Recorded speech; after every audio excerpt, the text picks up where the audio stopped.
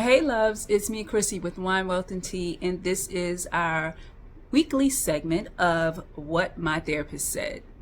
My therapist said, Chrissy, are you scared to date on your level? Interesting one, right? So, as I get into that, I want to remind you that I am not a therapist. I am not giving you advice. I am just sharing stories that I have personal experience in. Details of certain meetings that I've had, sessions that I've had with my therapist that I think are something that anybody can benefit from. If you or someone that you know is seeking help and want therapy, please reach out and find someone that can help you online or in office. They accept insurance and you can set it up to your preference of your schedule. I go maybe once or twice a month, sometimes every other day. It all really depends on what I need and what fits for me. So I hope you find what fits for you. So as we continue, as I sip my tea and I wear my Grinch hat, as this is the season and this is my favorite character, I want to continue in explaining to you what my therapist said. So what she said to me, it was really, really profound. And I want you to think about it for a minute.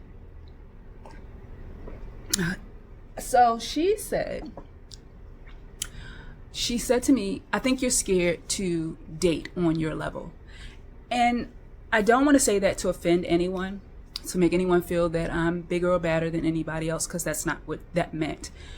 We all have levels. We all have things that fit us. And the last relationship I was in, it just wasn't the level of a relationship that I needed. And that individual will find what works for him as I find what works for me. That's just part of life. When you don't end up with the person, you have to move on to the next person, whenever that may be.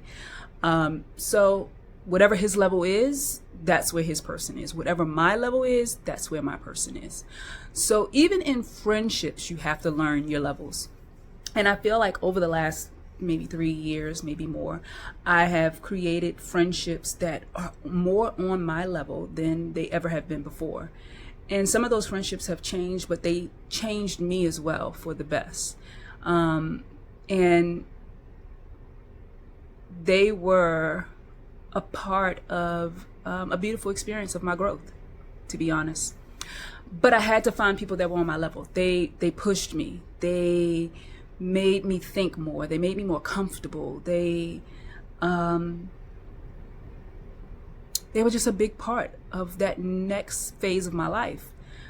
And dating should be the same. You should date somebody that makes you feel that you can complete all of the things that you want to do, that you can be supported by all of the dreams that you have. And it should be reciprocal as well. It should be someone that is on your level in what do you hope to have for your family, you know? And I found that in the conversations that I was having in the last couple of years of dating, I couldn't get on the same page with a lot of the guys I was meeting. So now my therapist has made a suggestion of putting myself in spaces that make sense for me. The places that I like to be in are probably where I'm going to find my match when the time is right. Not rushing right now, trust me. But again, I say what my therapist said to you, the listeners and the watchers, so that maybe it can help you. So I challenge you to think about some situations in your own life where you're not doing things on your level. Think about that. Think about what your education, what your career is looking like, what your dating space is looking like, what your family is looking like, what your friendships are looking like. Are they on the level that you're happy and you're feeling complete? And then if they're not, what is that level that you need to feel happy and complete? Because not dating on my level, I was not happy. I was not happy. And I couldn't figure out a way to be happy. I was constantly trying to make the individual happy without pleasing myself. And that just became the ultimate demise because we weren't on each other's level. So when she said that to me, I felt bad because I knew it to be true that we just weren't a good fit. But we kept trying because I continued to date in spaces that were familiar. So now at 43, it's time to get out of the familiar, and it's time to get into spaces that are not familiar. So what I am telling you today is that it is the ultimate challenge before the end of the year that you sit down and you think about the levels of all of your friendships, relationships, your career, your education, and see if they're on the same page that you are. And if they're not, change them. So that's my sip for today. I hope you are enjoying the holiday season, and think about somebody, treat them nice, treat yourself nice, and sip to that. I will be back. Make sure you go ahead on YouTube, like, subscribe to this channel, Wine, Wealth, and Tea Podcast. I'll be coming back with a full podcast in January 2026.